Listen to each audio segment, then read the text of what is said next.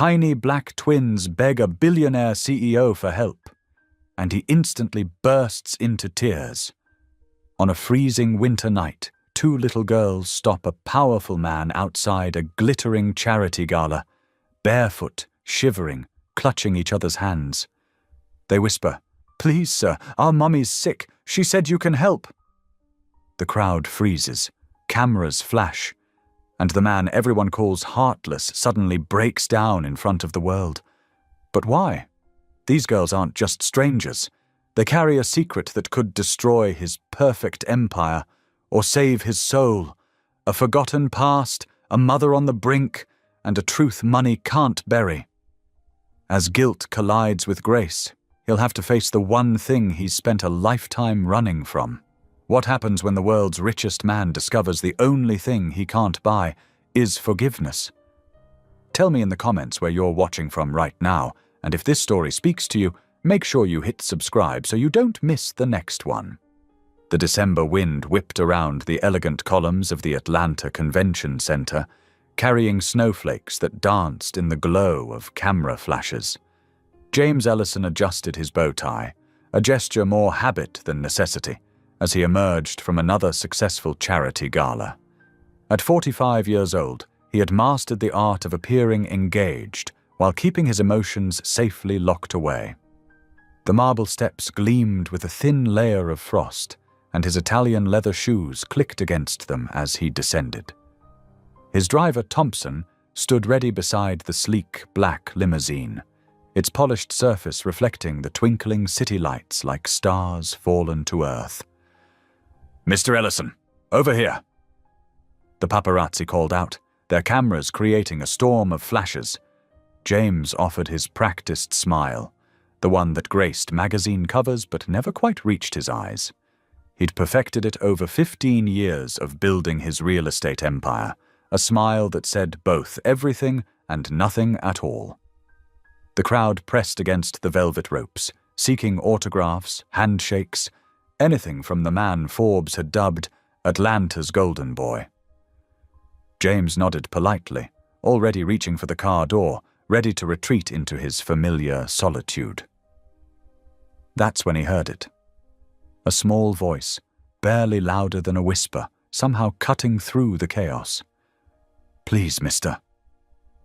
James turned, more out of instinct than interest.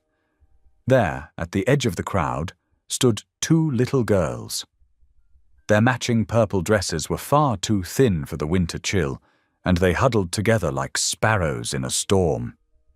Twins, he realized, though one seemed to stand slightly ahead of the other. Thompson moved forward, ready to usher them away, but something made James raise his hand, stopping him. The girl in front, Grace, though he didn't know her name yet, held out a piece of paper. It was crumpled and worn, as if it had been folded and unfolded many times. "Our mummy's sick," Grace said, her voice trembling but determined. "She said you can help." James found himself taking a step closer, drawn by something in their faces he couldn't quite place. The second twin, Glory, looked up at him with eyes that seemed to peer straight into his soul. "Mommy says you're the man who broke her heart," Glory announced, her words clear and direct in the way only children can manage. The world seemed to stop spinning for a moment. The camera flashes faded to a distant glimmer. The crowd's murmur became white noise. James stared at the girl's eyes, really looked at them, and felt his carefully constructed world begin to crumble. Those eyes, he knew those eyes. The same warm brown with flecks of amber that had once looked at him with love, then later with disappointment and heartbreak. The same eyes that had haunted his dreams for 15 years. Rebecca's eyes. His knees felt weak, and he reached out to steady himself against the car. The girls watched him with matching expressions of concern, their small faces showing wisdom beyond their years. The tears came without warning. James Ellison, the man known for his steel resolve and emotional distance, felt hot tears rolling down his cheeks in front of hundreds of onlookers. Cameras clicked frantically, capturing the unprecedented moment when Atlanta's most controlled businessman broke down on the steps of his own charity gala. "Sir?" Thompson stepped closer, confusion and worry evident in his voice. "Should I—" But James couldn't respond. His chest felt too tight, his throat too thick with emotions he'd spent years burying. The little girls continued to watch him, and in their faces he saw echoes of his past, of choices made and paths not taken. Grace, the quieter one, reached out and touched his hand. Her small fingers were cold from the winter air, but her touch sent warmth spreading through his chest. "Don't cry, mister," she said softly. "Mommy says crying helps the heart heal." Glory nodded vigorously. "Yeah, like when you put a Band-Aid on a cut, except the Band-Aid is invisible and made of tears." Their innocent wisdom, delivered with such certainty, only made James cry harder. The crowd had fallen silent now, watching the scene unfold with a mixture of confusion and fascination. Here was James Ellison, the man who had closed billion-dollar deals without blinking, now openly weeping on the steps of the convention center because of two little girls in purple dresses. Thompson cleared his throat. "Sir, perhaps we should continue this conversation in the car, away from the—" He gestured discreetly at the growing crowd of photographers. James wiped his eyes with the back of his hand, trying to regain his composure. Yes, of course. He looked down at the twins, who were still watching him expectantly. Would you like to get somewhere warm?" The girls exchanged a quick glance, seeming to have an entire conversation in that single look. Then Grace nodded, still clutching the crumpled note, while Glory broke into a wide smile that somehow made James's heart ache even more. "Yes, please," Grace said politely. "Our feet are very cold." James noticed for the first time that their shoes were well worn, the soles beginning to separate at the edges. Without thinking, he shrugged off his expensive wool coat and wrapped it around both girls. It engulfed them completely, making them look like children playing dress-up in their father's clothes. "Thompson," James said, his voice still rough with emotion. "Help them into the car. Carefully, please." As Thompson opened the door and helped the twins climb into the warmth of the limousine, James stood for a moment, trying to collect himself.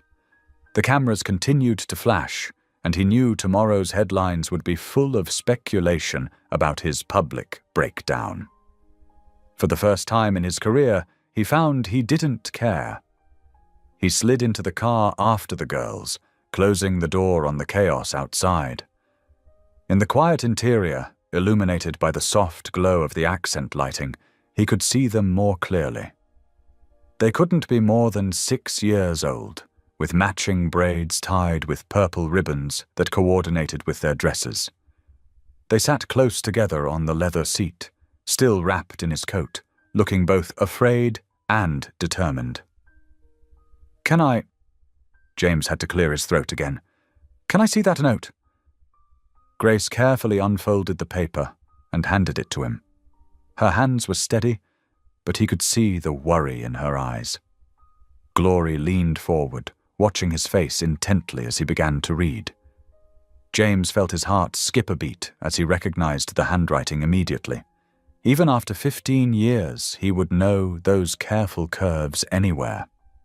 The note was short, just a few lines, but they hit him like physical blows. "James, I never wanted to ask you for anything, but our girls need their father now. Rebecca." The paper trembled in his hands. "Our girls." The words echoed in his mind, bringing with them a flood of memories and regrets. He looked up at the twins, his daughters, and saw them with new eyes. How had he not recognized Rebecca's features in their faces right away? The shape of their eyes, the curve of their cheeks, even the way Grace held herself with quiet dignity and Glory sparked with barely contained energy. "You're our daddy," Glory announced, breaking the silence. It wasn't a question. James nodded slowly, unable to speak. The simple truth of her words threatened to overwhelm him again. "Mummy has your picture," Grace added softly. "The one from when you were young. She keeps it in her special box with her treasures. She gets sad when she looks at it." Glory continued. "But she says looking at sad things helps you remember what's important." Each word they spoke was another crack in the wall James had built around his heart. 15 years of running from his past, of burying himself in work and wealth, of telling himself that leaving had been the right choice, all of it crumbling in the face of these two little girls who somehow belonged to him. The car glided through the streets of Atlanta, the city lights creating patterns that danced across their faces. James watched them, trying to memorize every detail, suddenly terrified of missing another moment of their lives. "Where is your mother?" he finally managed to ask. The twins exchanged another of their silent looks. "At the hospital," Grace answered. "That's why we came to find you. The nurses said she needs special medicine that costs lots of money." "And Mommy said you have lots of money?" Glory added matter-of-factly. "She said you probably have swimming pools full of money like Scrooge McDuck." Despite everything, James found himself chuckling at the comparison. "I don't actually swim in my money," he said, surprised by how natural it felt to talk to them. "But yes, I can help with the medicine. Which hospital is she in?" As Grace gave Thompson the hospital's name, James studied the girls again. They were so small, so vulnerable, yet they had found the courage to seek him out. They had walked up to a stranger, albeit one their mother had told them about, and asked for help. The thought of what could have happened to them on the streets of Atlanta made him shudder. "How did you get to the gala?" he asked suddenly, realizing they couldn't have walked far in this weather. "Miss Jenny from next door drove us," Glory explained. "She's waiting in her car around the corner. She said we had to be quick because her cat needs medicine too." James made a mental note to thank this Miss Jenny properly. He pulled out his phone and sent a quick text to his assistant to arrange for a generous thank you gift to be delivered to their neighbor. The limousine turned onto the hospital street, its headlights cutting through the light snow that had begun to fall. James felt his heart racing as they got closer. After 15 years, he was about to see Rebecca again. The thought filled him with equal parts longing and dread. "Will you help Mummy get better?" Grace asked, her voice small but hopeful. James reached out and took her tiny hand in his. "Yes," he promised, and for the first time in years, he felt the weight of something more important than money or power. "I'll do everything I can." Glory smiled and snuggled closer to her sister under his coat. "Mommy says promises are like invisible strings that tie hearts together." "Your mother," James said softly, always did have a way with words. The car came to a stop in front of the hospital's main entrance. As Thompson opened the door, letting in a rush of cold air, James looked at his daughters. The word still felt strange and wonderful in his mind, and made another silent promise. Whatever happened next, he would not run away again. These precious girls had found him for a reason, and this time he would stay and face both his past and his future. They walked into the hospital together, the twins still, wrapped in his coat, their small hands held firmly in his. With each step, James felt the walls around his heart continuing to crumble, replaced by something warmer and stronger, the beginning of love. James's hands trembled as he unfolded the crumpled note. The paper was thin and worn, the handwriting hurried but familiar. His heart skipped a beat as he read the address: Cedar Park Apartments, Building 3, Apartment 312. "Thompson," he called to his driver, his voice tight with urgency. "Take us there, now." The The twins huddled together in the back seat of the limousine, their small frames dwarfed by the leather upholstery. James noticed their worn shoes, the careful patches on their dresses. His throat tightened. How long had they been struggling while he lived in luxury? "Is it far?" Grace asked, her voice barely a whisper. "No, sweetheart." James replied, the endearment falling naturally from his lips. "We'll be there soon." The limousine wound through Atlanta's streets, leaving behind the gleaming towers of downtown for a neighborhood that spoke of hard times and harder choices. Cedar Park Apartments loomed ahead, a weathered brick building with flickering exterior lights and crumbling concrete steps. "Third floor," Glory said, leading the way. James followed, noting the broken elevator sign, the peeling wallpaper, the faint smell of mildew. His designer shoes echoed on the metal stairs as they climbed. Apartment 312's door was slightly ajar. James's heart thundered in his chest as he pushed it open. "Ruby?" he called out. The apartment was small but meticulously clean. Crayon drawings decorated the walls, and a stack of library books sat on a worn coffee table. But what caught his attention was the still figure on the threadbare couch. "Mommy!" the twins cried in unison, rushing forward. Ruby Brooks lay unconscious, her skin ashen, her breathing shallow and labored. James knelt beside her, his fingers finding her pulse, weak but present. She looked so different from the vibrant young woman he remembered, yet achingly familiar. "Call 911!" he barked at Thompson, who had followed them up. James gently brushed Ruby's hair from her forehead, noting the fever burning beneath her skin. "Ruby, can you hear me?" The twins pressed against him, their small bodies trembling. "Please don't let Mommy die," Grace whispered, her voice breaking. Glory echoed her sister's plea, clutching James's sleeve. "She's going to be okay," James promised, though fear clawed at his chest. "Help is coming." The minutes until the paramedics arrived felt like hours. James held the girls close as the emergency medical team worked, their efficient movements a blur of activity. They asked questions he couldn't answer, her medical history, her symptoms, how long she'd been unconscious. "She's been sick," Glory offered quietly. "She keeps coughing and saying she's tired. But she still goes to work." Grace added, "She says we need the money for food and medicine." Each word was like a knife to James's heart. As the paramedics loaded Ruby onto a stretcher, he caught a glimpse of her workplace ID card on the kitchen counter.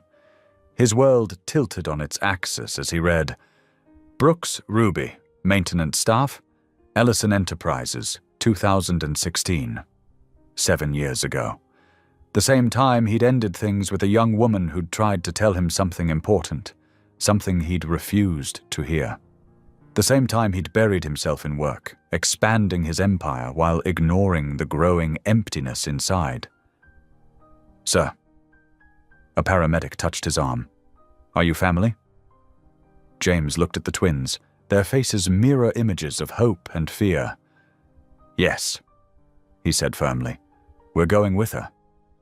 At the hospital, James's name opened doors that might have remained closed.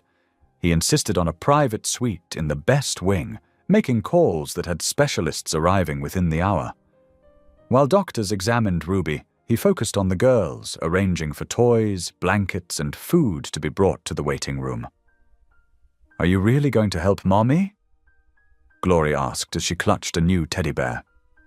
"With everything I have," James promised.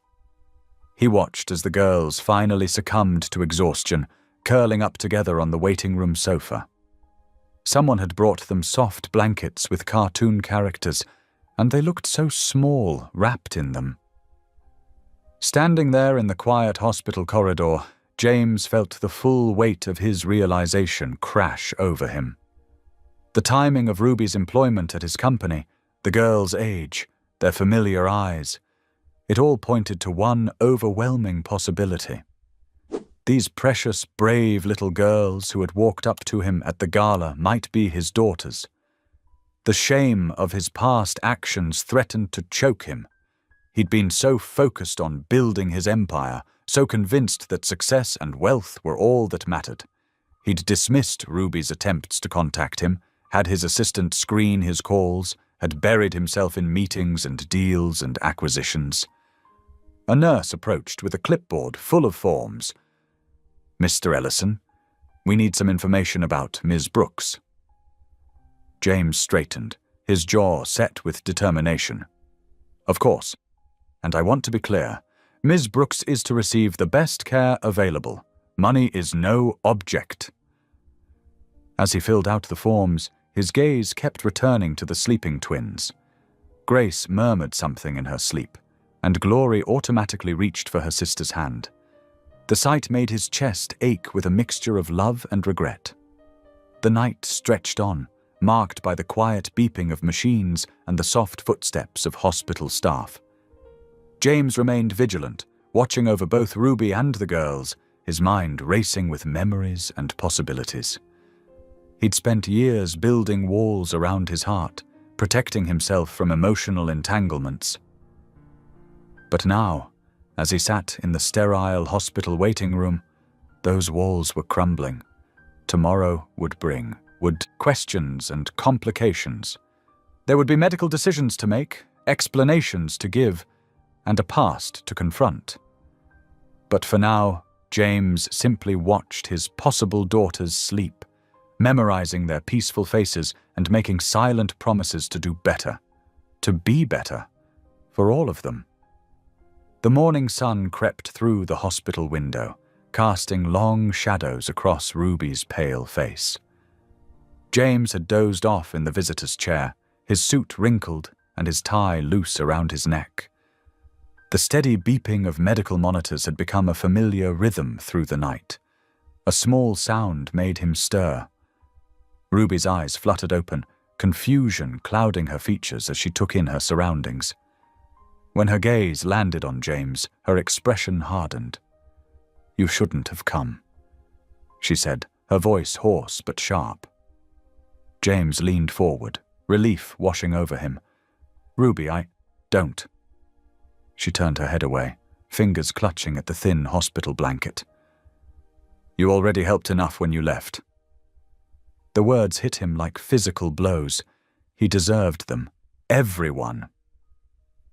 "The girls found me at the charity gala. They brought me your note. I never meant for them to—" Ruby's voice caught. "I was desperate. The fever. I couldn't think straight." A nurse bustled in, checking Ruby's vitals and adjusting her IV. "Your temperature's much better, Miss Brooks. The antibiotics are working." James watched as Ruby submitted to the examination, noting how she held herself rigid, proud even in a hospital gown. She'd always been that way, refusing to bend, refusing to break. The twins arrived shortly after, accompanied by a kind-faced hospital volunteer who'd been watching them. Their faces lit up at seeing their mother awake. "Mommy!" They scrambled onto the bed, careful of the tubes and wires. Ruby's entire demeanor softened as she gathered them close. "My sweet girls, I'm so sorry I scared you." "It's okay," Grace said. "Mr. Ellison took care of us. He got us teddy bears," Glory added, "and hot chocolate with marshmallows." Ruby's jaw tightened, but before she could respond, a woman in a neat business suit entered the room. She introduced herself as Sarah Martinez, the hospital social worker. "Ms. Brooks, Mr. Ellison?" she began, her tone professional but gentle. "Given the circumstances, we need to discuss some legal matters." Ruby's arms tightened around her daughters. "What legal matters?" "Mr. Ellison has indicated he may be the children's father," Sarah explained. "For everyone's protection, especially the girls, we recommend a paternity test." The tension in the room became palpable. Ruby's face went blank. a mask James recognized from years ago when she'd tried to hide her pain. "It's just a simple cheek swab," Sarah continued. "We can have results within 24 hours. James found his voice. "I'll cover all costs, of course." "Of course you will." Ruby muttered, but she didn't refuse. The testing process was quick and painless. The girls thought it was funny, giggling as the nurse swabbed the insides of their cheeks. James went last, his hands trembling slightly as he submitted his sample. The next day passed in a blur of medical tests for Ruby, coloring books for the twins, and endless cups of hospital coffee for James. He cancelled meetings, ignored emails, and stayed close by, though Ruby barely acknowledged his presence. When Sarah Martinez returned the following morning, her expression told the story before she spoke. "The results are conclusive," she said, holding out a manila envelope. "Mr. Ellison is the biological father."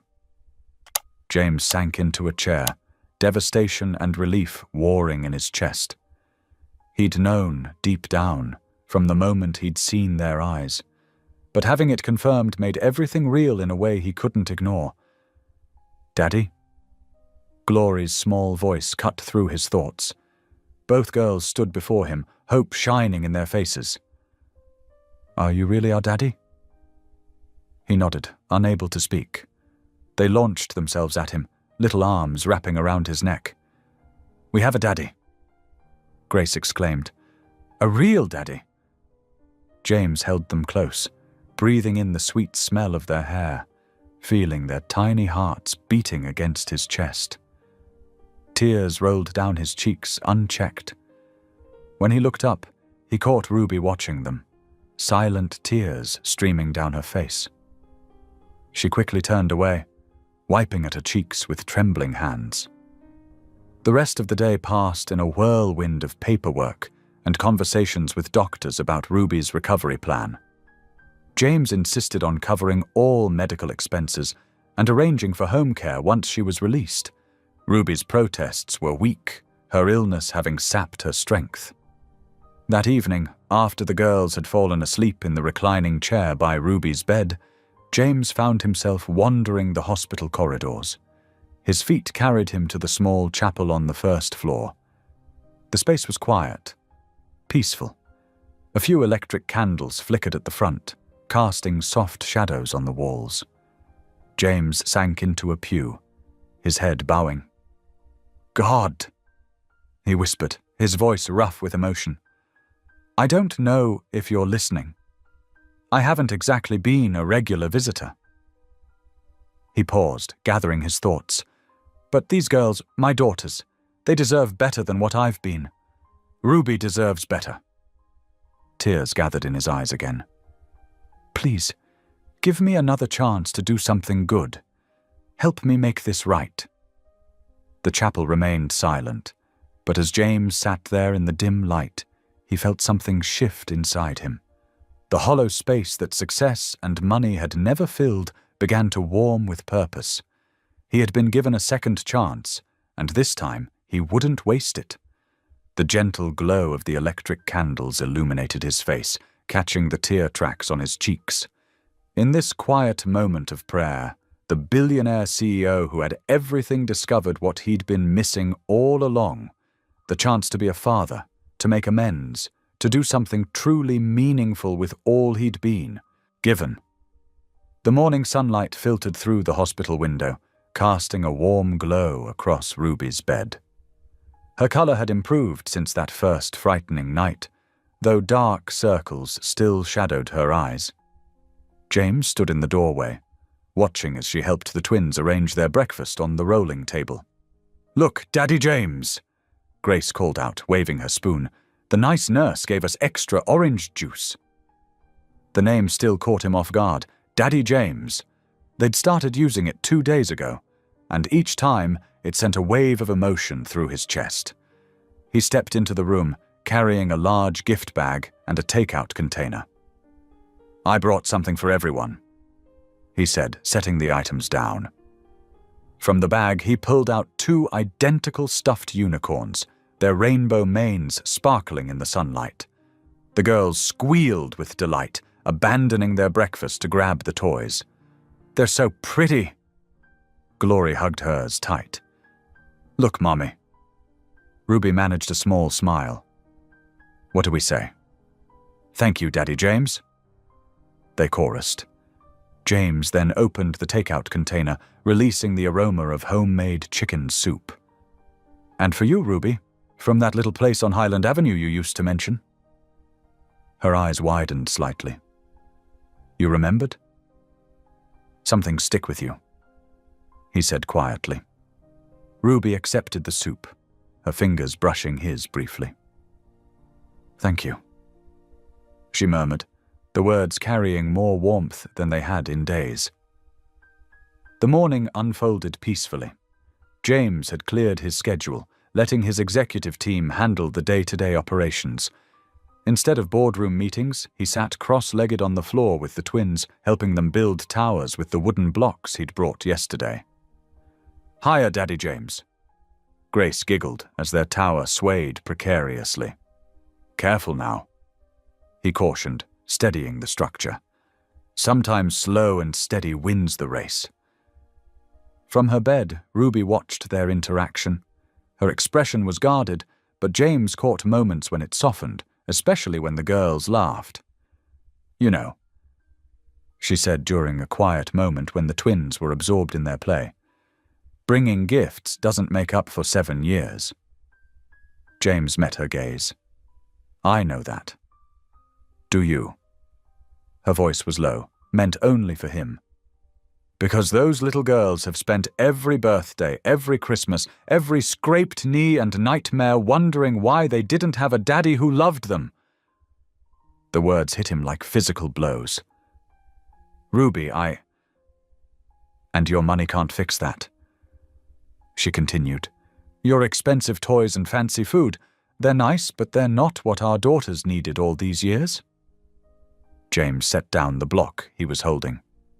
"You're right," he said simply. "I can't change the past. I made choices that hurt you, hurt all of you, and I have to live with that. But I'm here now, and I want to do better." Ruby's expression flickered. Before she could respond, a knock at the door interrupted them. A stern-looking woman in a navy suit entered, carrying a thick folder. "Ms. Brooks, I'm Margaret Wilson from Child Protective Services." The temperature in the room seemed to drop. Ruby straightened in her bed, instinctively reaching for her daughters. "What's this about?" James stood, unconsciously positioning himself between the social worker and his family. Margaret consulted her folder.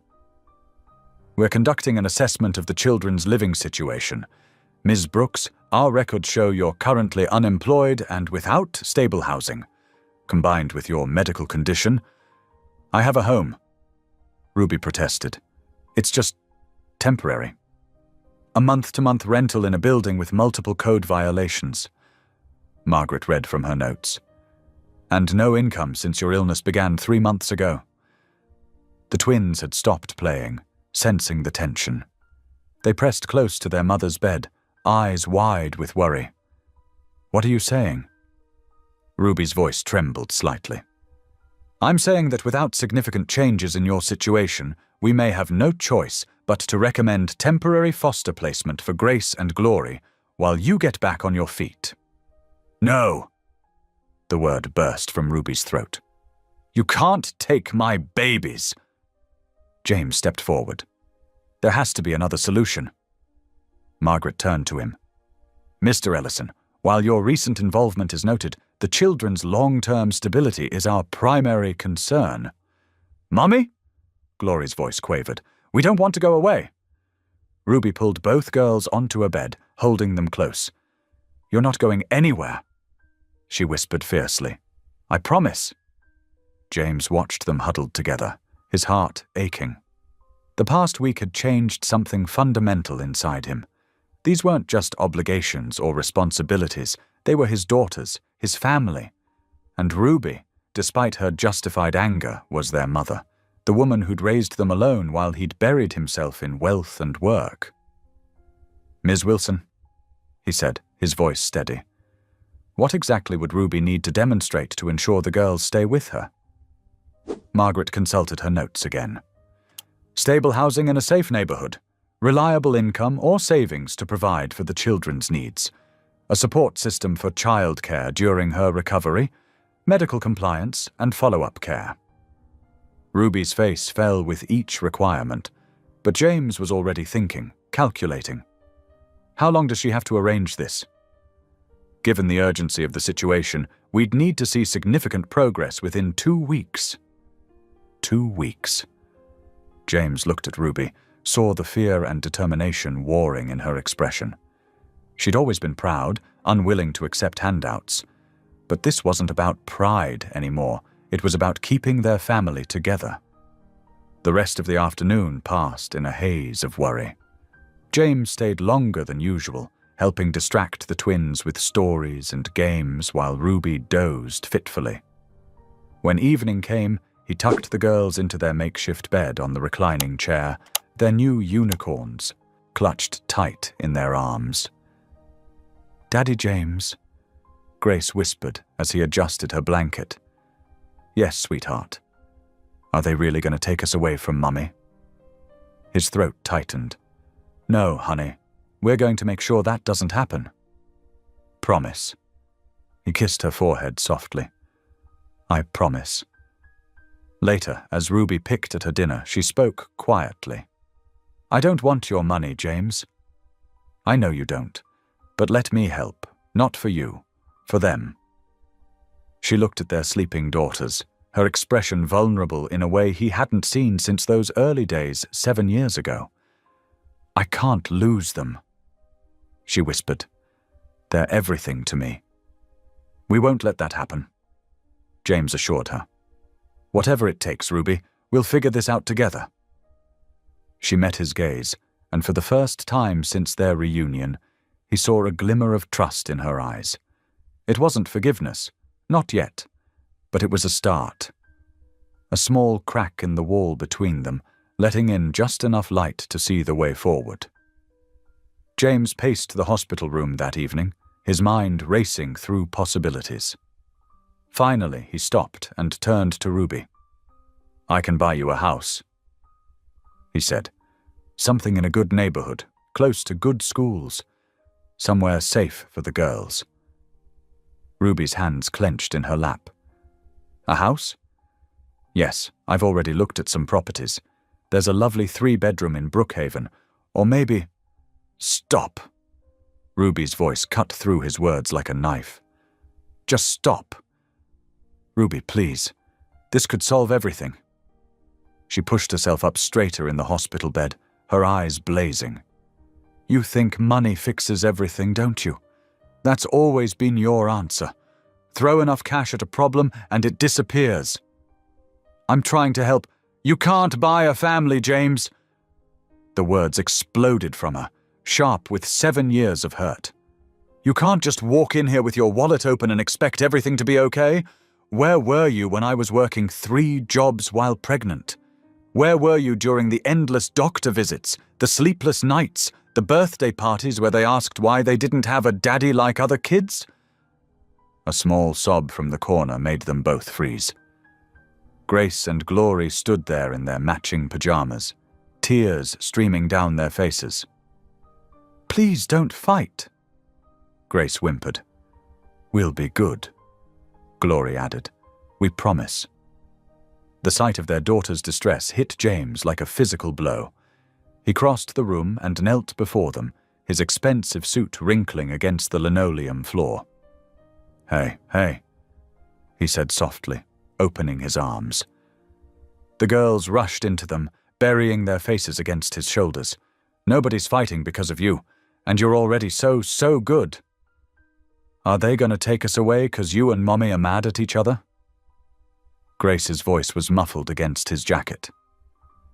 "No, sweetheart." He pulled back just enough to look them both in the eyes. "I promise you I will never let anyone take you away. Never." Ruby watched from her bed, her anger warring with the undeniable tenderness of the scene before her. James might be many things: arrogant, controlling, desperate to fix his mistakes with money. But the way he held their daughters spoke of something genuine, something that couldn't be purchased. "Mommy." Glory turned toward her. "Can we stay with Daddy James sometimes, even if we don't get a new house?" Ruby's throat tightened. She didn't trust James, couldn't trust him, not after everything. But watching him with their daughters, seeing the way they'd already wrapped themselves around his heart, she thought of the social worker's warnings, of the very real possibility of losing her girls to the system. "We'll figure something out," she said finally, her voice softer than before. "But right now it's way past your bedtime." James helped tuck the twins back into their makeshift bed, reading them another chapter from their new favorite book until their breathing evened out in sleep. Only then did he return to the window, staring out at the snow that had begun to fall over Atlanta. The city lights sparkled through the flurries, reminding him of camera flashes at the gala that seemed a lifetime ago. He'd stood there then, surrounded by wealth and acclaim, feeling emptier than he'd ever admit. Now, in this modest hospital room with its institutional furniture and faint antiseptic smell, everything had changed. His reflection ghosted in the glass, expensive suit, perfect haircut, all the trappings of success. But for the first time in years, he wasn't seeing the billionaire CEO, the man who could buy his way out of any problem. He was seeing a father who'd abandoned his family, who'd missed 6 years of bedtime stories and first steps and birthday wishes. This wasn't about his reputation anymore. It wasn't about maintaining his carefully constructed image or adding another achievement to his portfolio. This was about redemption, not just in Ruby's eyes or society's, but in his own heart. The snow continued to fall, each flake a tiny reminder of how quickly things could change, how a single moment could alter the course of multiple lives. Behind him, Ruby shifted in her bed, and the twins murmured in their sleep. His family, the family he'd once abandoned, now depending on him to make things right. But as the evening's argument had proven, money alone wouldn't be enough. He couldn't simply write a check and expect 7 years of absence to disappear. Whatever came next would require something he wasn't sure he knew how to give: patience, understanding, and the humility to accept that some wounds take more than wealth to heal. The morning sun streamed through the hospital windows as Ruby sat on the edge of her bed, already dressed in fresh clothes James had brought the day before.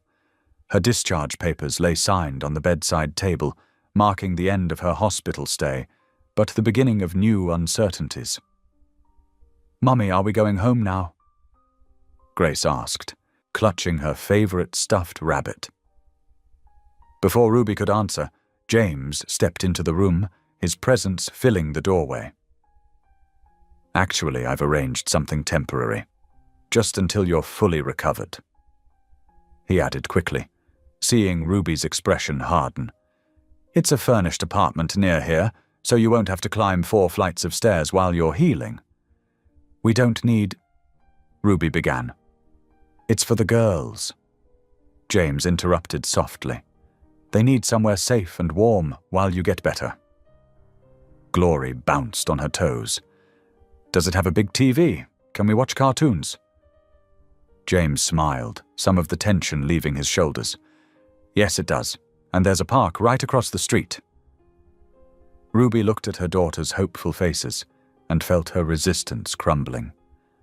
The thought of returning to their old apartment, with its broken heating and steep stairs, made her chest ache, both physically and emotionally. "Just temporary," she agreed finally. The apartment was on the 3rd floor of a modern building, with an elevator that made Glory squeal with delight. When James opened the door, the twins rushed in, their excited voices echoing off the walls. The space was modest by James's standards, but felt like a palace compared to their old place. 2 bedrooms, a living room flooded with natural light, and a kitchen with new appliances. I had some groceries delivered, James said, opening the fridge to reveal it fully stocked. I remembered you like strawberry yogurt. Ruby's throat tightened. 7 years, and he still remembered that small detail. Over breakfast, pancakes that James surprisingly knew how to make from scratch. He cleared his throat. I've been thinking, I know some people in different industries. I could help you find work, something that would give you flexibility with the girls. Stop. Ruby set down her fork. I don't need you to arrange my life, James. I can find my own job. The twins looked up from their plates, syrup dripping from their chins. Grace reached for her backpack and pulled out her drawing supplies, while Glory munched thoughtfully on her pancakes. I'm just trying to help, James said quietly. Like you helped by disappearing when I told you I was pregnant. His face fell, the guilt raw in his eyes.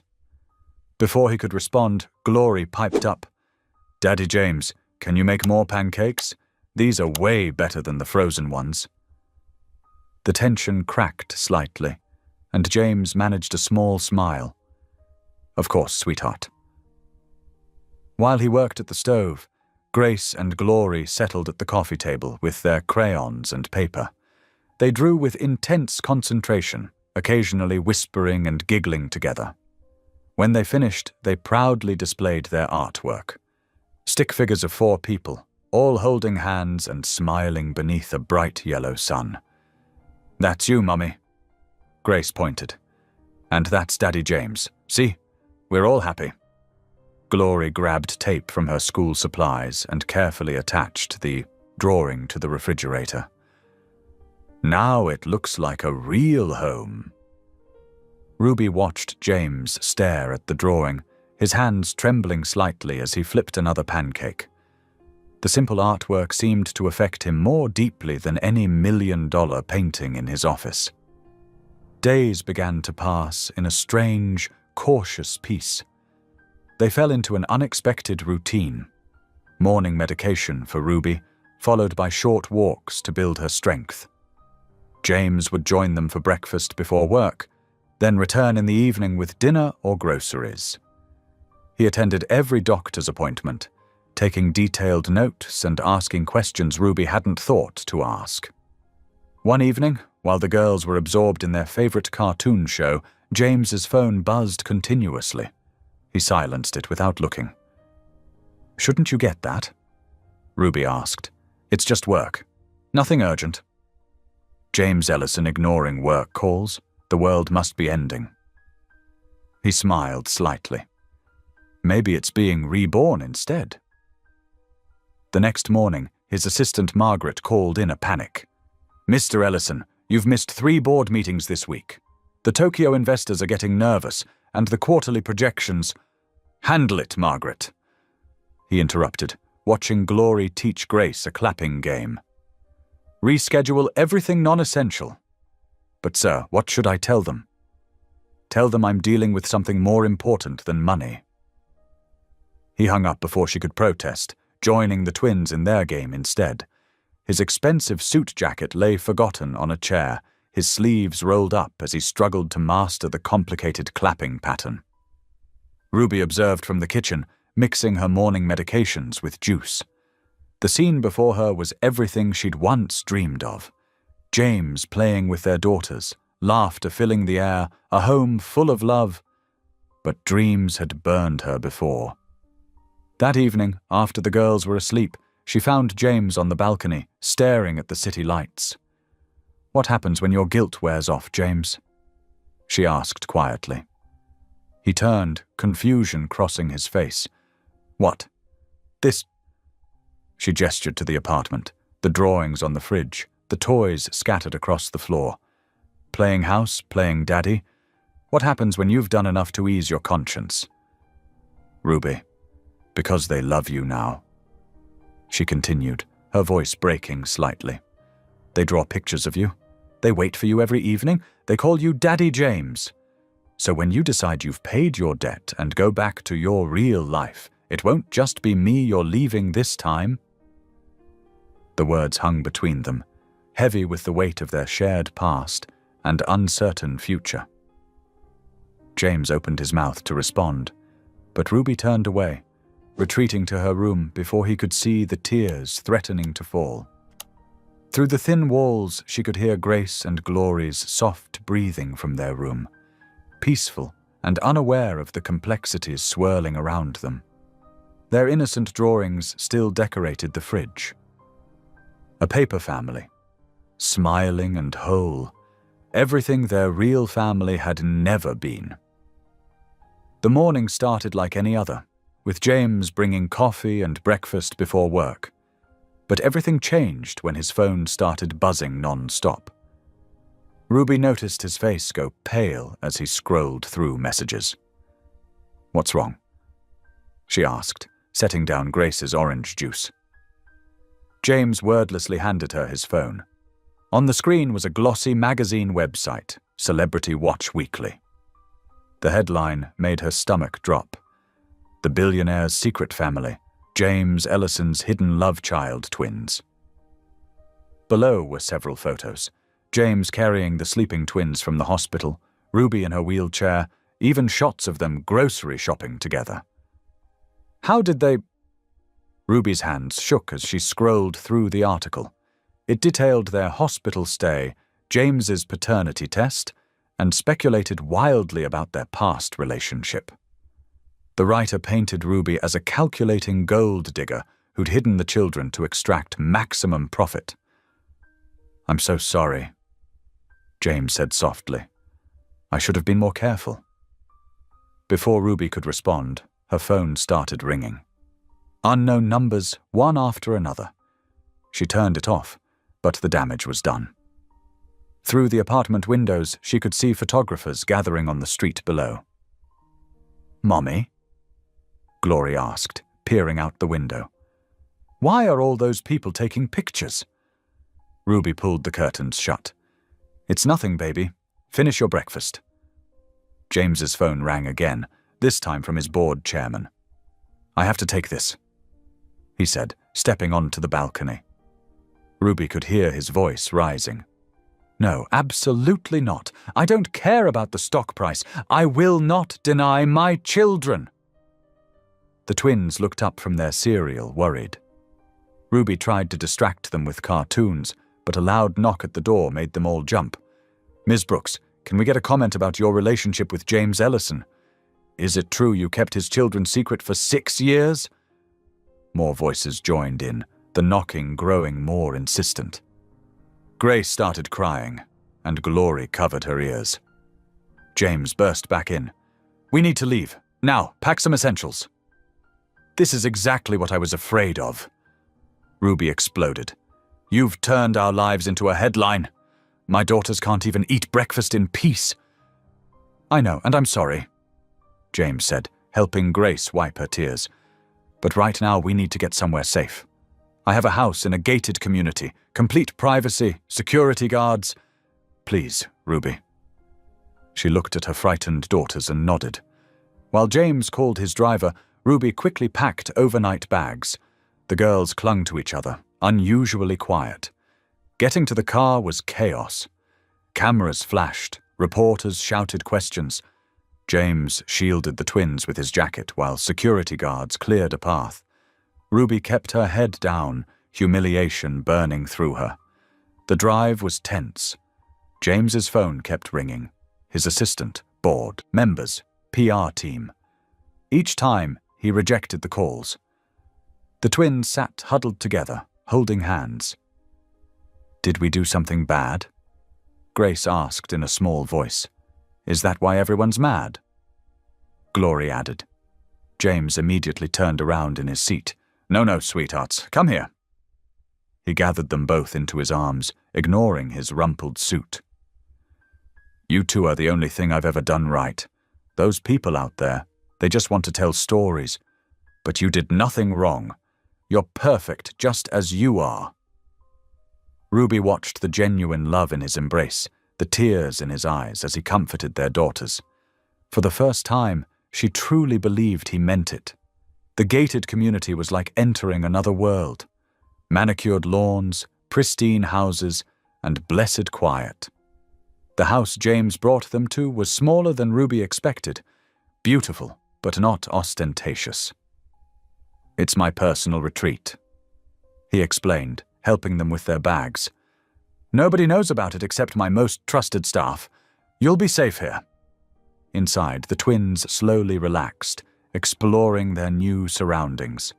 The house had a backyard with a small playground, and their faces lit up at the sight of the swings. James's phone buzzed again. This time he answered, putting it on speaker so Ruby could hear. "Mr. Ellison," a smooth voice said, "the board has prepared a statement denying any relationship with Ms. Brooks or paternity of the children.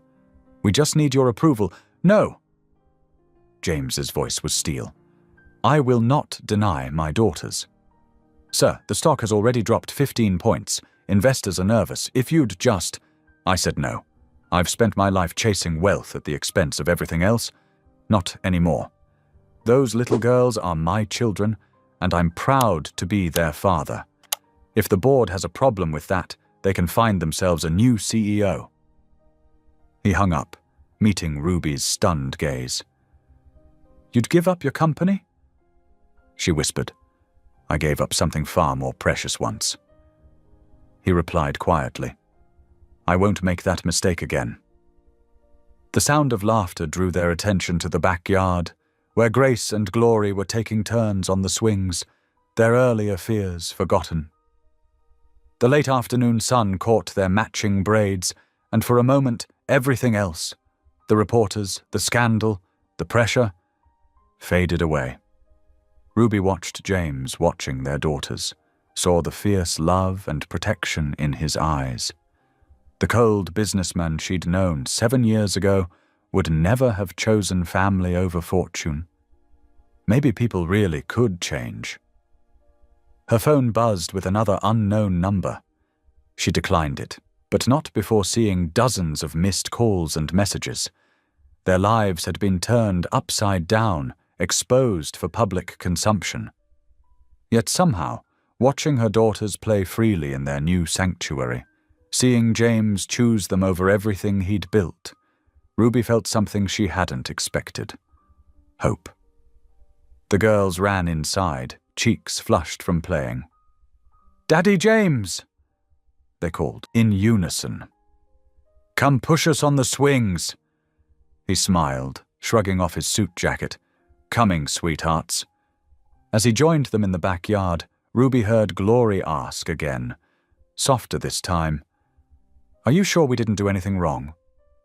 James knelt down, looking both girls in the eyes. "Listen to me. You two are the best thing that's ever happened to me. Those people out there, they don't matter. What matters is right here, this family. And I promise you, no one will ever make you feel wrong about that again." The conviction in his voice brought tears to Ruby's eyes. Whatever came next, whatever headlines screamed their story to the world, she knew one thing for certain. James Ellison had finally found something worth more than all his billions. The January days settled into a gentle rhythm at the gated community house. Each morning, James would stumble into the kitchen before dawn, determined to master the art of cooking breakfast. The first few attempts were disastrous. Burned toast setting off smoke alarms, pancakes that could double as hockey pucks, and eggs so rubbery the twins giggled themselves silly trying to bounce them off their plates. "Daddy James, maybe you should stick to cereal," Grace suggested one morning, trying to be diplomatic as she poked at a particularly crusty waffle. James looked so crestfallen that Ruby couldn't help but laugh. "Here," she said, coming to stand beside him at the stove. "Let me show you how to test if the pan is the right temperature." These small moments of teaching began happening more often. Ruby found herself surprised by James's willingness to learn, to humble himself in ways the powerful CEO never would have before. He paid attention when she demonstrated how to braid the girls' hair, practiced until his fingers could weave the strands without tangling. He learned their favorite songs, their bedtime routines, which stuffed animal belonged to which twin. His office, once a sanctuary of pristine order, transformed under tiny hands. One rainy afternoon, the girls begged to paint, and instead of directing them to the playroom, James rolled up his sleeves and spread newspaper across his mahogany desk. "Are you sure, Daddy?" Glory asked, eyes wide as she clutched her watercolor set. "Absolutely sure," James replied, helping them into his leather office chairs. "This room needs more color." Ruby watched from the doorway as her daughters covered sheets of paper with bright swirls and stick figures. James sat between them, his own attempt at painting making them giggle. When Glory accidentally knocked over her water cup, soaking several important-looking documents, Ruby tensed, but James just grabbed paper towels, making a game of the cleanup. "Look, Mummy," Grace called out. "We made handprints." The wall behind James's desk now bore a rainbow of tiny handprints, with names and dates carefully written beneath each one. The sight of such childish art in this formal space made Ruby's throat tight, with emotion. The changes weren't just in the house. Ruby had started working part-time at Sunshine Days Daycare Center, just 15 minutes away. The owner, Mrs. Martinez, had been understanding about Ruby's medical history and the unusual circumstances of her life. The work wasn't glamorous, but Ruby found joy in it, in singing songs with toddlers, in helping preschoolers learn their letters, in earning her own way again. James never complained about the modest salary or long hours. Instead, he adjusted his own schedule, picking up the twins from school on Ruby's workdays, making sure dinner was ready, usually ordered in after his cooking attempts, when she got home tired. The media circus gradually died down as newer scandals caught the public's attention. Sometimes reporters still camped outside the gates, but security kept them at a safe distance. The girls had stopped asking why people wanted to take their picture. Life settled into something almost normal. One particularly cold night, after the twins were finally asleep, a process that required 3 stories, 2 glasses of water, and countless hugs, Ruby found herself wandering onto the back porch. Snow fell in lazy spirals, coating the playground equipment in white. She wrapped her arms around herself, breathing in the crisp air. The door opened behind her, and James stepped out holding 2 steaming mugs. "I thought you might like some tea," he said quietly, offering her one. Ruby accepted it with a small smile, remembering countless nights years ago when they'd shared tea in the break room where she worked as a janitor. He'd been different then, sharper, more focused on conquest than connection. The man beside her now bore little resemblance to that younger version. "The girls asked me today if we could plant a garden in spring," James said, leaning against the porch railing. "Glory wants sunflowers taller than me." "They've never had a garden before," Ruby replied. "Our apartment didn't even have a window box." She paused, watching the steam rise from her mug. "You're good with them, you know. Better than I expected." James turned to look at her, snowflakes catching in his hair. "They make it easy. They love so freely, without judgment or conditions. I don't deserve that kind of love, but they give it anyway." "You're not the same man I hated," Ruby found herself saying, the words surprising them both. His eyes met hers, full of something that made her heart skip. "You're not the woman I deserved," he replied softly. The space between them seemed to shrink, charged with unspoken things. Their hands brushed as they both reached to set down their mugs, lingering for a moment before pulling apart. The touch sent warmth through Ruby that had nothing to do with tea. They stood in comfortable silence, watching the snow transform their small piece of the world. The anger that had sustained Ruby for so many years felt distant now, replaced by something more complicated.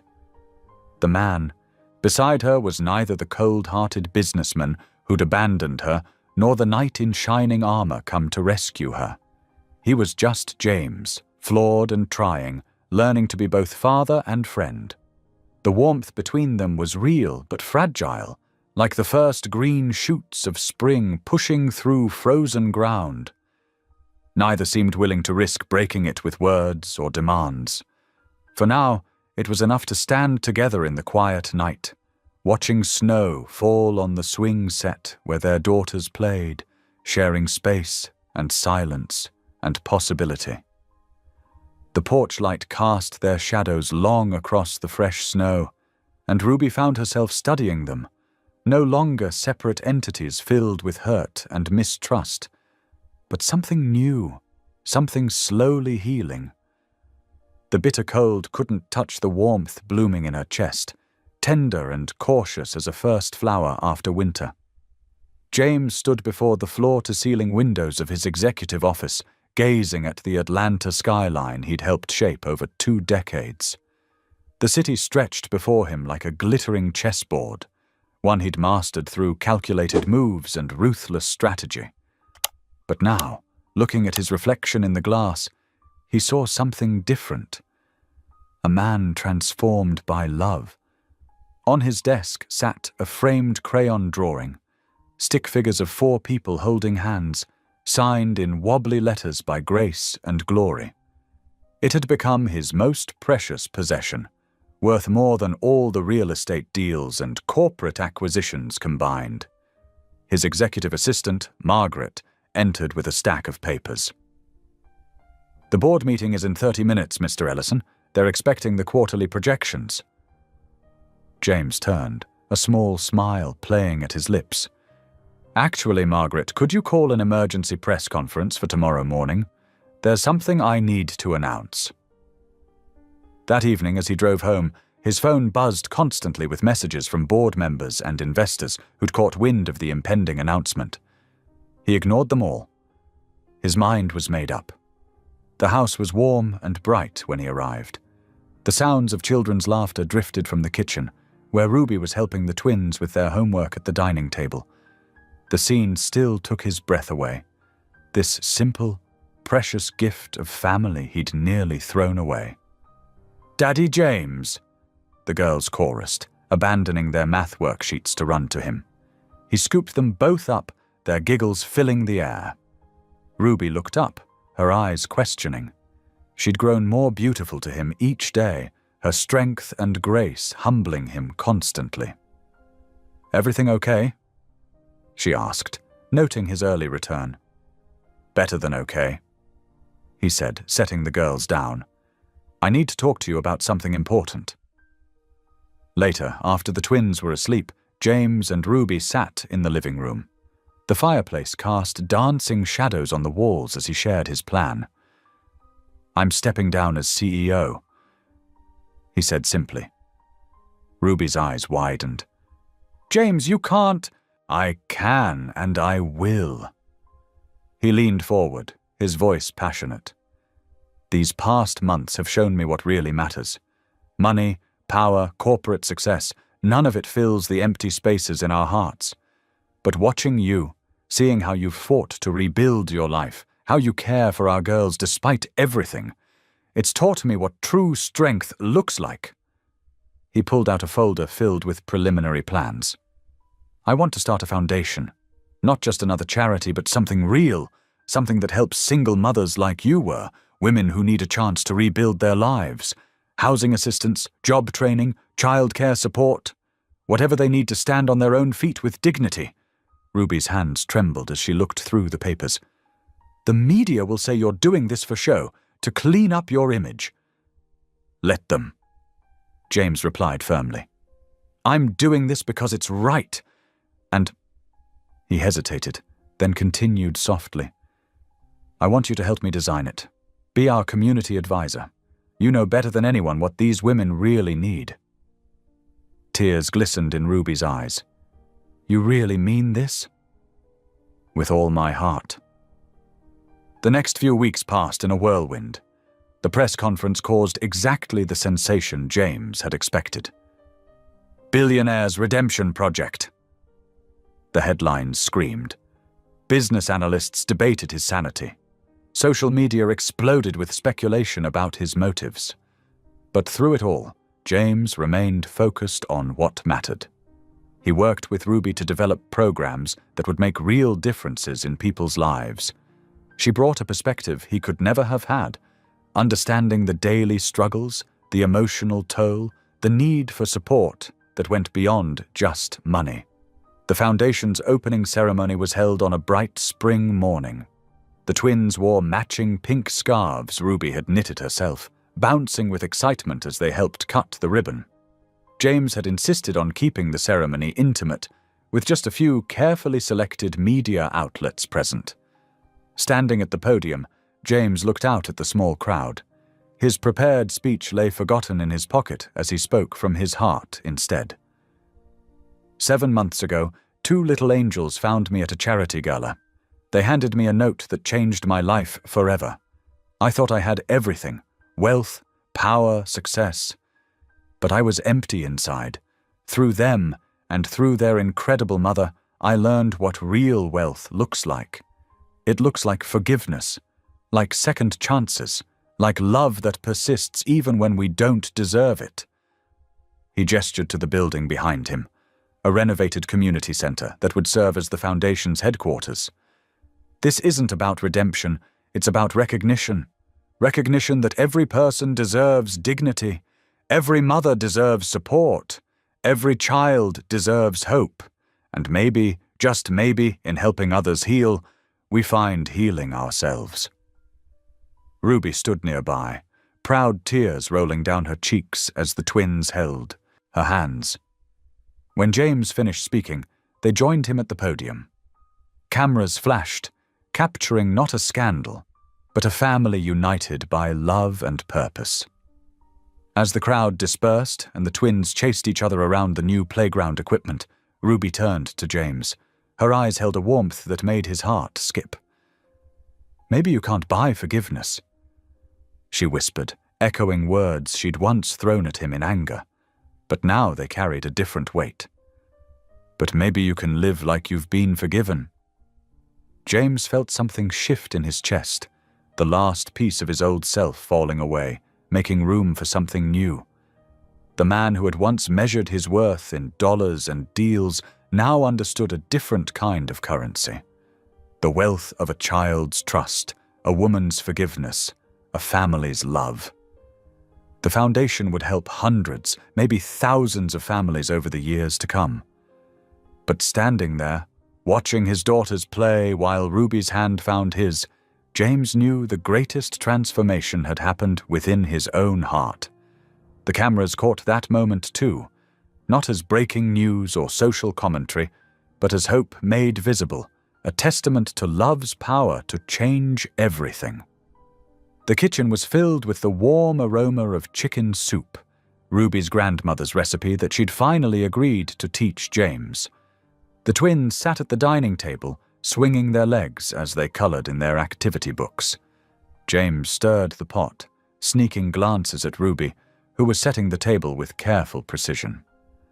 "Smells just like Gran's," Ruby said softly, a small smile playing on her lips. The past few weeks had been peaceful, with moments like these becoming more frequent. Simple family dinners, shared stories, and laughter echoing through their home. "Daddy James, can we have ice cream after?" Grace called out, holding up her completed drawing. "Only if you eat all your vegetables," he replied, winking at Glory, who was making a face at the bowl of steamed broccoli. Ruby reached for the water pitcher, her hand trembling slightly. James noticed her face had gone pale. "You okay?" he asked, setting down the ladle. "Just a little dizzy," she murmured. "Maybe I should sit." Before she could finish, the pitcher slipped from her grasp, shattering on the floor. Ruby's eyes rolled back, and she crumpled towards the ground. James lunged forward, catching her before she hit the tiles. "Mommy!" The twins screamed in unison, jumping from their chairs. "Ruby! Ruby, can you hear me?" James patted her cheek gently, but she remained unresponsive. Her skin felt clammy and hot to the touch.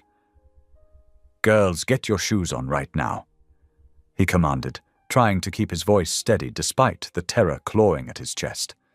"We're going to the hospital." Glory grabbed their little Bible from the coffee table, the one they'd gotten from Sunday school last weekend, while Grace helped her sister with her shoelaces. James scooped Ruby into his arms, her head lolling against his shoulder. "Please, God," he whispered. "Please." The drive to the hospital was a blur of red lights and prayer.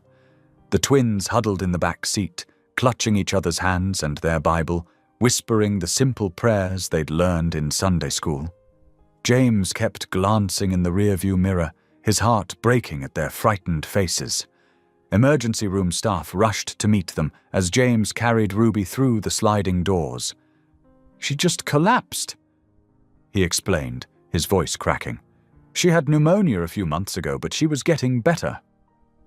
The medical team whisked Ruby away on a gurney, leaving James standing there with two terrified 6-year-olds clinging to his legs. A nurse guided them to a private waiting room, promising updates as soon as possible. Hours crawled by like years. The twins eventually fell asleep in James's lap, exhausted from crying. He held them close, their small Bible pressed between them, and remembered all the times he'd sat in boardrooms, believing he was in control of his world. Now he'd trade every penny he owned just to see Ruby's eyes open again. "I know I don't deserve to ask for anything," he prayed quietly, tears rolling down his cheeks. "But please, God, don't let me lose her again. Not now. Not when we're just learning to be a family.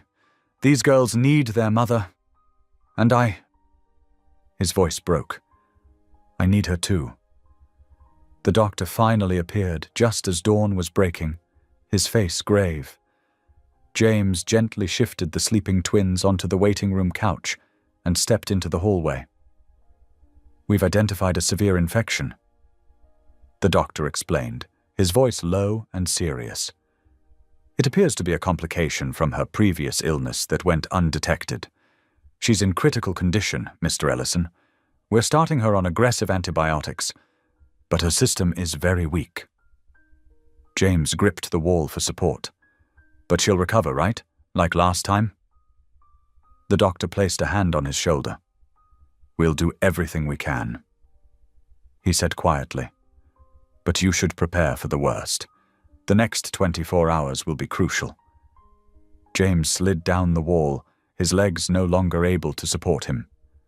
The doctor's words echoed in his head like a death knell. Prepare for the worst. How could he prepare the twins for a world without their mother? How could he face a future where he'd lost Ruby twice, first through his own selfishness? And now— A small hand touched his cheek.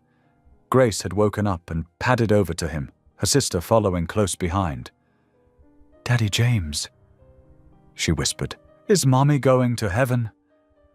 He pulled them both into his arms, their tears mingling with his own.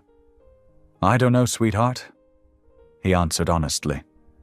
"But we're going to pray very hard that she stays right here with us."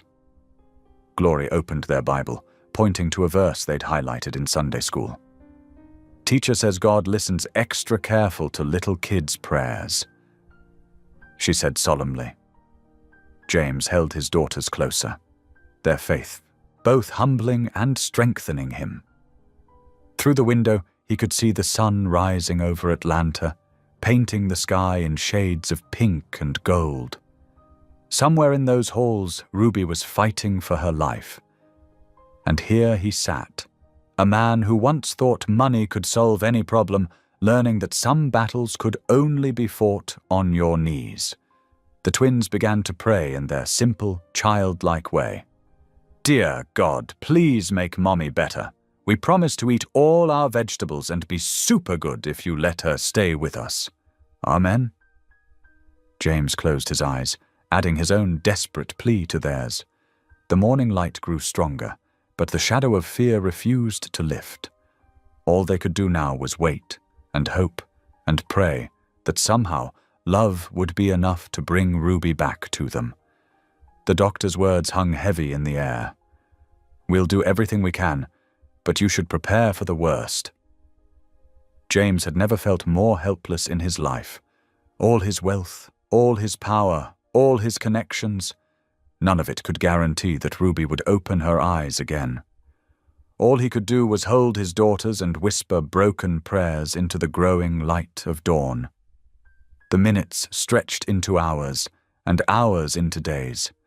James sat vigil by Ruby's bedside, watching the steady rise and fall of her chest, each breath a precious gift. The sterile hospital room became his world, the beeping monitors his constant companions, the uncomfortable chair his new home. Dark circles formed under his eyes, but he refused to leave. "Mr. Ellison," the night nurse would say gently, "you need rest too." But how could he rest? Every time he closed his eyes, he saw Ruby collapsing at the dinner table, heard the twins' terrified screams. The memory haunted him, a stark reminder of how quickly joy could shatter. Grace and Glory spent their days in the hospital's children's area, watched over by a kind social worker. They'd visit Ruby's room in shifts, their small faces pressed against the glass window before entering. They'd climb carefully onto their mother's bed, mindful of the tubes and wires, and tell her about their drawings or the other kids they'd met. "Mommy, I made you a get-well card," Grace would whisper, tucking her artwork under Ruby's still hand. "And I saved you the red Jell-O from lunch 'cause it's your favorite," Glory would add, her voice wavering between hope and fear. On the third day, James found himself back in the hospital chapel. It was early morning, the same time he'd first prayed here weeks ago. Sunlight filtered through the stained glass windows, casting rainbow patterns on the worn carpet. The twins had insisted on coming with him, their small hands clasped tightly in his. They knelt together in the front pew, the girls' matching dresses rustling softly. Glory, always the more outspoken twin, started first. "Dear God, please fix Mommy. Daddy's crying too much." James's heart cracked at her words. He hadn't realized they'd noticed his tears in the dark hospital room, hadn't known they were worrying about him too. Grace reached up and patted his cheek, her touch impossibly gentle. "It's okay, Daddy James," she whispered. "Teacher says God catches all our tears in a special bottle." The simple faith of his daughters overwhelmed him. Here he was, a man who'd spent his life building empires of steel and glass, being taught about trust by two 6-year-olds. The weight of his powerlessness, his guilt, his fear, it all came crashing down at once. "I can't buy my way out of this," he whispered, his voice breaking. The words echoed in the empty chapel, a confession long overdue. "All my money, all my influence, none of it matters now." The twins pressed closer, their small arms wrapping around him as best they could. James looked up at the cross hanging on the wall, remembering how he'd once thought success could fill the emptiness inside him. How wrong he'd been. "God," he continued, tears flowing freely now, "if you'll heal her, I'll spend the rest of my life helping others find hope too. Not just through the foundation, but with everything I am. I'll be the father these girls deserve, the man Ruby always saw in me." Glory tugged at his sleeve. "What's surrender mean, Daddy? The pastor said it yesterday." James pulled both girls onto his lap, their familiar weight anchoring him. "It means letting go," he explained softly. "It means telling God we trust him, even when we're scared. Like when Mommy lets us jump in the pool and promises to catch us?" Grace asked. "Exactly like that, sweetheart." They sat there in the quiet chapel, 3 hearts beating with the same prayer. James felt something shift inside him, a lifetime of control and self-reliance crumbling away. For the first time, he truly understood what Ruby had meant about living like you've been forgiven. The girls took turns praying in their simple, honest way. They asked God to make their mommy better, promised to be good, and even offered to give up their favorite toys. Their faith was pure, unmarred by doubt or cynicism. James listened, learning from their example. God? Glory added seriously. Please help Daddy James not be so sad, and make him remember to eat his lunch. Nurse Jenny says it's important. Despite everything, James found himself smiling. Even in their own fear, his daughters were trying to take care of him. The love in their little hearts humbled him completely. The morning light grew stronger, filling the chapel with warmth. James held his daughters close, surrendering his need for control, his pride, his fear. In this sacred space, surrounded by the prayers of his children, he finally understood that some battles couldn't be won with money or power. Some victories could only come through complete surrender. They stayed there, the three of them, until the social worker came to take the girls to breakfast. James remained a moment longer, his prayer continuing in silence. The weight of 3 sleepless days pressed down on him, but something else was lifting. The burden of trying to fix everything himself. Back in Ruby's room, he took her hand and whispered, "I'm learning, Ruby. I'm finally learning what really matters." The monitors beeped steadily, a rhythm of hope in the quiet room. James settled back in his chair, still holding her hand, and waited for God's answer to their prayers. The first rays of dawn were just beginning to paint the hospital corridors in soft golden light.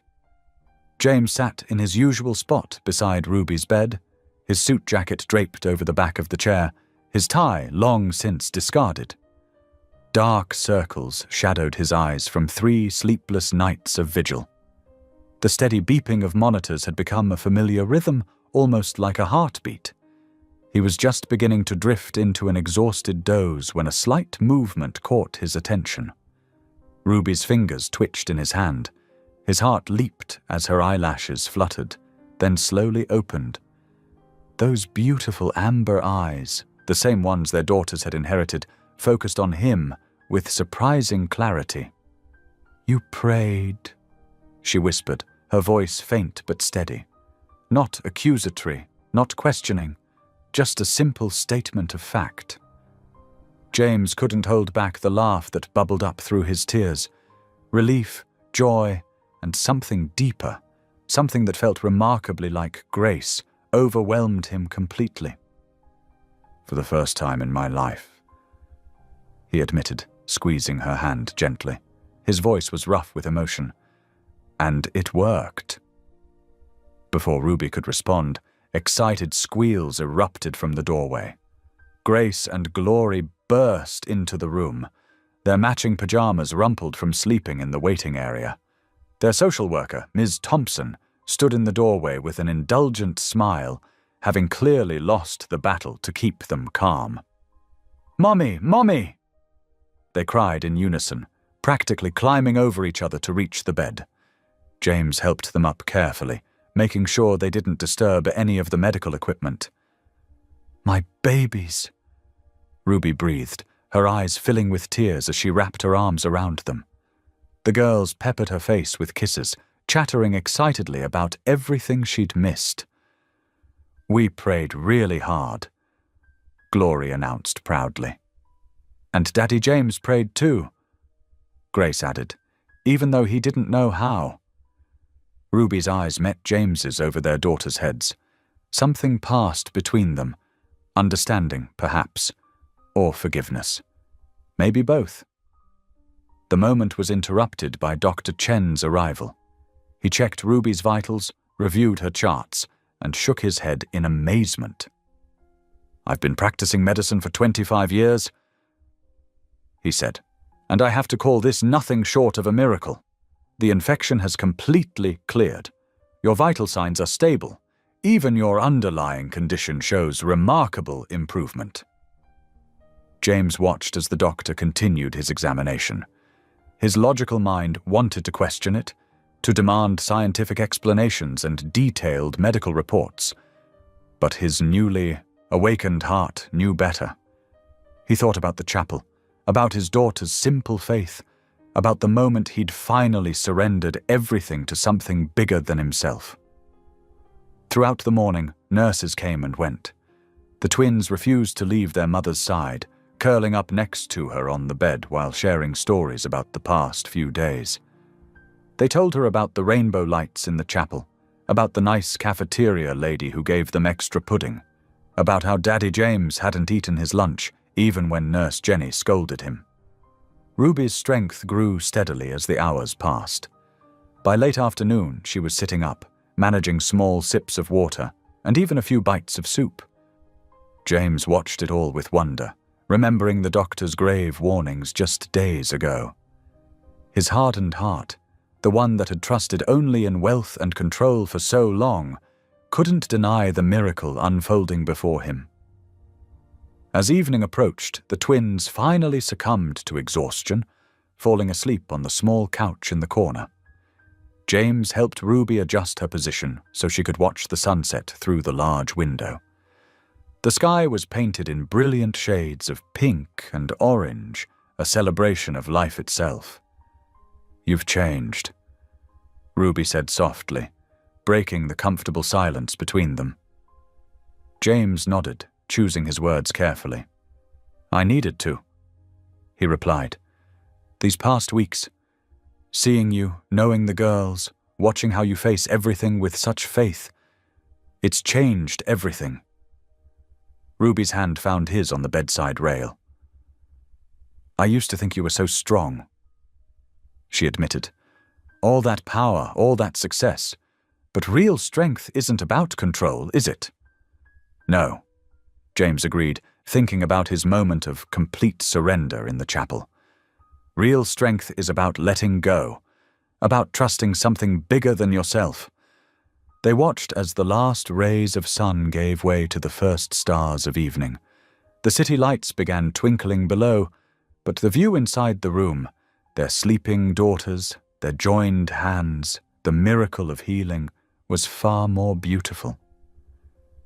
"You gave me something money could never buy," James said quietly, his voice thick with emotion. "Faith."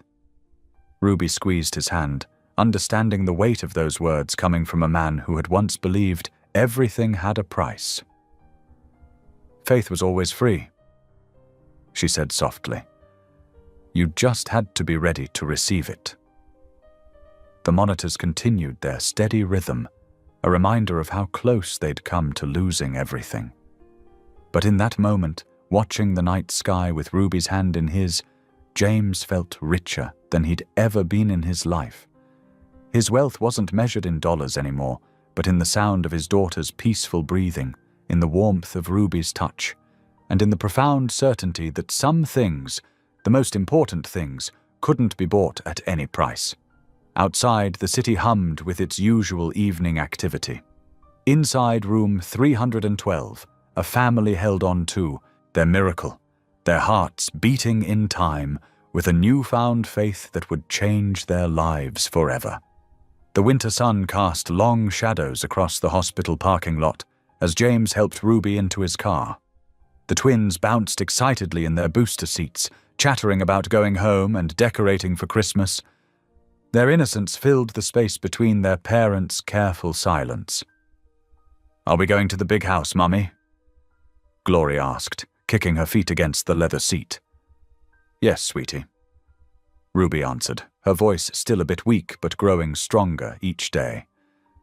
"That's home now." James gripped the steering wheel tighter, remembering how that same house had felt so empty just months ago.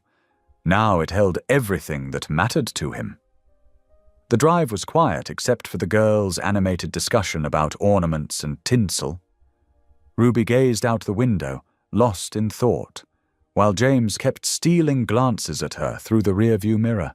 There was so much to say, so many years to untangle. When they arrived, James helped Ruby settle onto the living room couch, while the twins ran to their room to change clothes.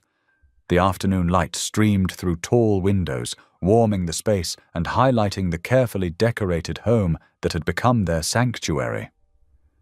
"We should talk," Ruby said finally, breaking the delicate silence. Really talk. James sat down in the armchair across from her, his usual confidence replaced by vulnerability.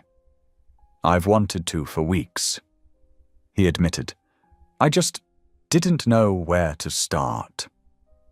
Ruby pulled her sweater tighter around her shoulders. Maybe we start with the truth, all of it. James nodded slowly, his eyes meeting hers. I was scared, he confessed, the words feeling foreign on his tongue. When you told me about the pregnancy, I wasn't ready. I'd built this empire, but I didn't know how to build a family. And I was too proud to chase after you. Ruby added softly. Too hurt to let you know when the girls were born. I prayed for you, though. She laughed quietly, but there were tears in her eyes.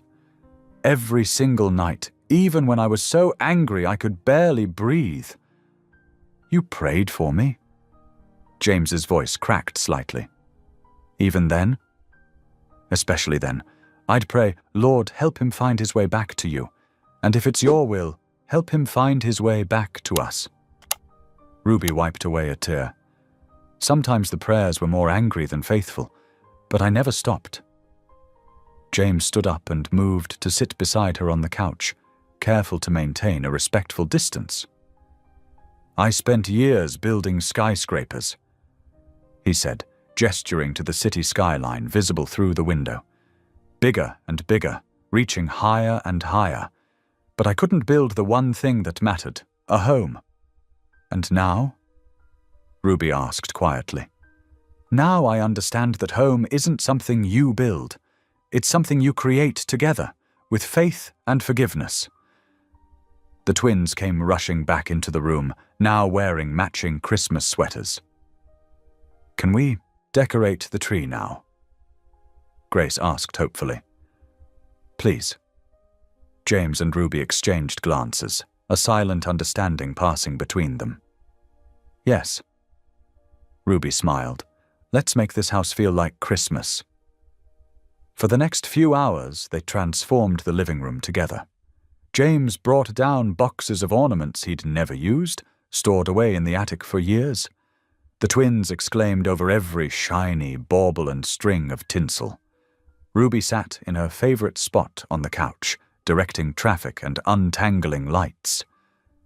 Daddy, lift me up, Glory called, holding a sparkly star. I want to put this one way up high. James caught Ruby's eye as he lifted their daughter onto his shoulders. There was no hesitation in Glory's voice when she called him Daddy now, no uncertainty in his response to her request. It felt natural, like a wound finally healing. Grace worked methodically, carefully spacing out the ornaments she hung. Did you have a Christmas tree when you were little, Daddy? She asked. James paused, remembering cold Christmases in his own childhood home.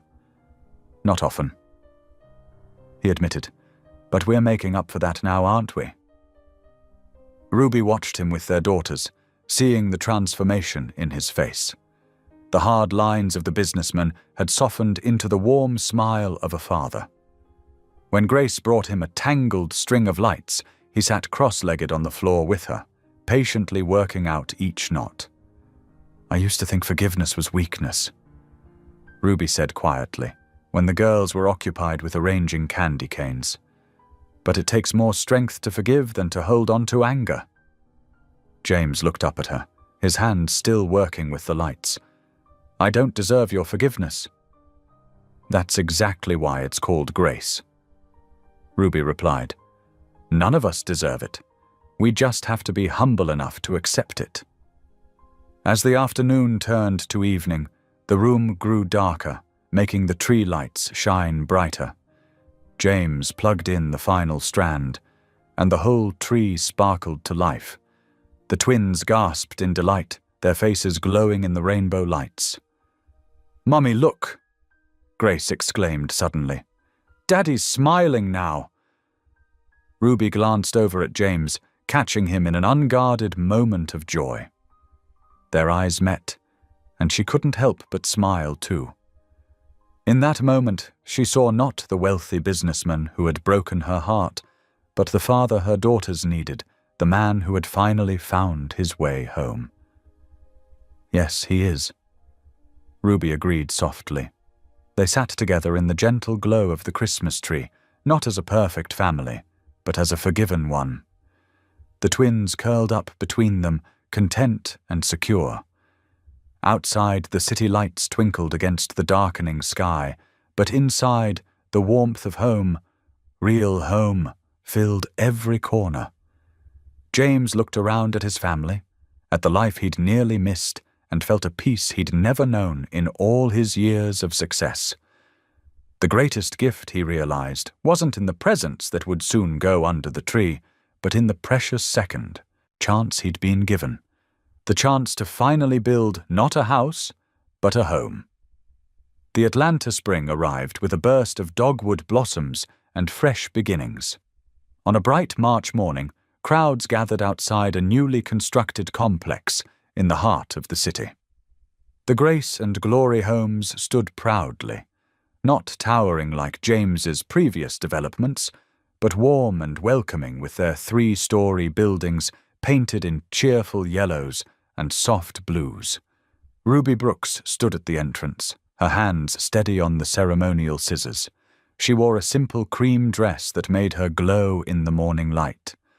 On either side of her, Grace and Glory bounced with excitement in matching floral dresses, their braids adorned with ribbons that matched the buildings. James Ellison stood behind them, his hand resting gently on Ruby's shoulder. Gone was his trademark power suit. Today he wore khakis and a light blue button-down shirt rolled up at the sleeves.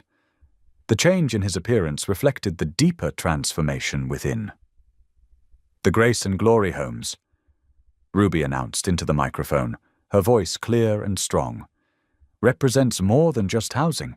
It represents hope, second chances, the belief that every family deserves a safe place to call home."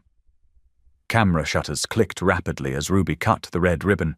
The twins cheered, and James lifted them both up, one in each arm, as reporters captured the moment. Their laughter echoed across the courtyard, genuine and uninhibited. Inside, the buildings felt nothing like the cold luxury towers James used to build. The community center buzzed with activity, children playing, mothers chatting, volunteers setting up for the opening celebration. Murals painted by local artists decorated the walls, depicting scenes of family, growth, and renewal. "Look, Daddy!" Glory pointed to a painting of butterflies emerging from cocoons. "They're changing just like us." James squeezed her hand, touched by her innocent wisdom. "That's right, sweetheart. Sometimes the most beautiful changes take time." Throughout the afternoon, families moved through the spaces, exploring their new homes. Each apartment had been thoughtfully designed with both practicality and comfort in mind. Large windows let in natural light, and built-in shelving provided ample storage. The kitchens, though modest, gleamed with new appliances. As evening approached, the community gathered for dinner in the shared courtyard. Long tables filled with potluck dishes stretched across the space. Ruby moved among the residents, listening to their stories, offering encouragement and sharing her own journey. "I never thought I'd be standing here," she admitted to a young mother who cradled a sleeping infant. "But life has a way of surprising us with blessings we never expected." James worked alongside volunteers, serving food and carrying chairs. He noticed how some residents still looked at him with uncertainty, the billionaire in their midst. But then Grace would run up for a hug, or Glory would call out, "Daddy!" and the barriers would soften.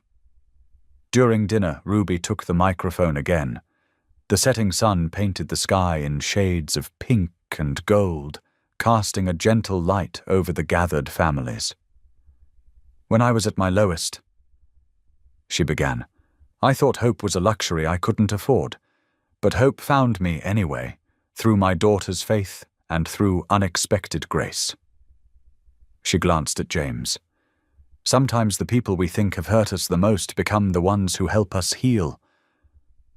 James listened from the back of the crowd, his heart full. He remembered the cold corporate boardrooms, the endless pursuit of profit, the emptiness of success without purpose. Now, watching children play on the new playground equipment, hearing mothers discuss job training programs, seeing fathers helping with homework in the study center, he understood what real wealth looked like. As the evening wound down, the twins led a group of children in an impromptu dance performance. Their joy was contagious, spreading through the courtyard like ripples in a pond. James found himself standing beside Ruby, watching their daughters twirl and laugh. "You've built something beautiful here," Ruby said softly. "We built it together." James corrected her. "All of us." They watched as more families joined the dance, the courtyard becoming a celebration of new beginnings. The Grace and Glory Homes wasn't just a building project, it was redemption in motion, a living testimony to the power of forgiveness and second chances. As night fell, the courtyard lights came on, creating a warm glow that felt like home. James looked around at the community they'd created, not a monument to wealth, but a sanctuary of hope. In the faces of every family there, he saw reflections of his own journey from darkness to light. The grand ballroom of the Atlanta Ritz-Carlton sparkled with Christmas lights, transformed into a winter wonderland for the Grace and Glory Foundation's annual gala. Crystal chandeliers cast warm light over elegant tables draped in white linens, while delicate snowflakes crafted from silver paper danced from the ceiling. James Ellison adjusted his bow tie, remembering how exactly 1 year ago he'd stood in this same room feeling empty despite his wealth. Now, watching Ruby help their daughters prepare for their performance, his heart felt full to bursting. Grace and Glory, dressed in matching red velvet dresses with white sashes, fidgeted backstage. Their dark curls had been carefully styled into festive ribbons, and their patent leather shoes clicked against the polished floor as they practiced their steps one last time. "Are you nervous?" Ruby asked, straightening Glory's sash. "Nope," Glory declared with her characteristic boldness. "Jesus is watching, so we're gonna sing extra good." Grace, quieter but smiling, squeezed her sister's hand. "We practiced lots and lots." The lights dimmed, and a spotlight illuminated the stage. James took Ruby's hand as they moved to their front row seats. The twins stepped onto the platform, their small figures casting long shadows across the hushed audience. The piano introduction began softly, and then their voices rose clear and pure in perfect harmony. "Silent night, holy night, all is calm, all is bright." James felt tears welling up in his eyes as he watched them. Their innocence, their faith, their simple joy, it all struck him deeply.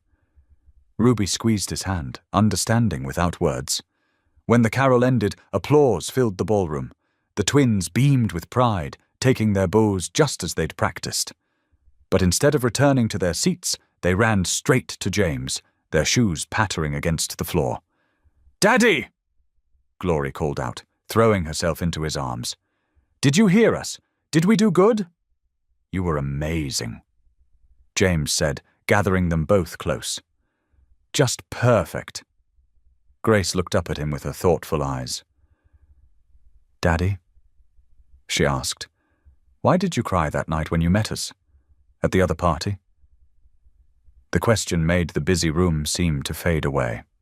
James knelt down to their level, just as he had done so many times over the past year, but this time his heart was full of certainty rather than fear. "Because," he said softly, smiling at them, "when I looked into your eyes, I saw God's mercy. I saw his forgiveness, even though I didn't deserve it." Glory tilted her head. "What's mercy mean?" "It means getting something good when you've done something wrong." Ruby explained, joining them and placing her hand on James's shoulder. Like when Daddy found us again. That was God's mercy. The twins considered this, then Glory nodded decisively. God's really smart, she declared, making them all laugh. Around them, the gala continued. Music played, people chatted, servers moved quietly between tables, but in their little circle, time seemed to stand still.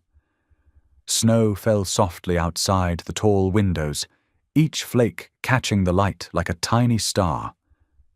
James stood, lifting Grace into one arm, while Glory held tight to his other hand. Ruby stepped closer, and they naturally formed a circle, holding each other close. The warmth of their embrace seemed to radiate outward, creating a bubble of peace in the midst of the celebration.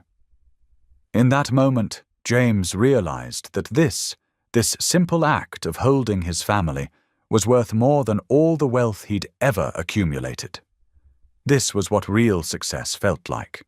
Not the cold triumph of closing a deal, but the warm certainty of belonging. Looking at their faces in the soft light, Ruby's gentle smile, Grace's thoughtful eyes, Glory's infectious grin, James saw not just his family, but living proof that no life was too broken for Grace. Their laughter mingled with the music, their love illuminated by the Christmas lights, creating a picture of peace that felt both miraculous and completely right. Thank you for being here. If something in this story stayed with you, I'd love to see you again. Subscribe, and tomorrow I'll bring you another story crafted with heart.